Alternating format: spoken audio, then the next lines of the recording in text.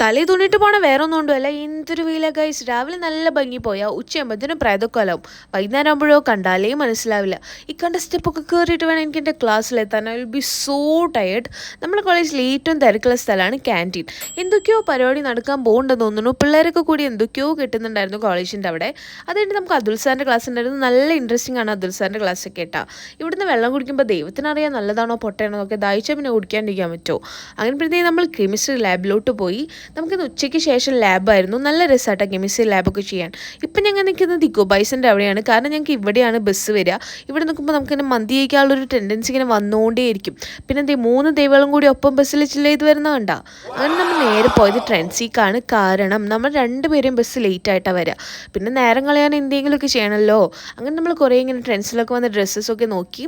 പിന്നെ അവിടെ തൊട്ടപ്പുറത്ത് ഇങ്ങനെ ക്രിസ്മസിൻ്റെ നല്ല ഭംഗിയുള്ള സാധനങ്ങളൊരു കട ഉണ്ടായിരുന്നു. നല്ല ഭംഗിയുണ്ടായിരുന്നു കാണാനൊക്കെ. അതൊക്കെ കണ്ടത് എൻ്റെ ബസ്സിൻ്റെ സമയം ഓടി ബസ്സിൽ കയറിയിരുന്നു. അത്രേ ഉള്ളൂ ഇന്നത്തെ വീഡിയോ. ബൈ.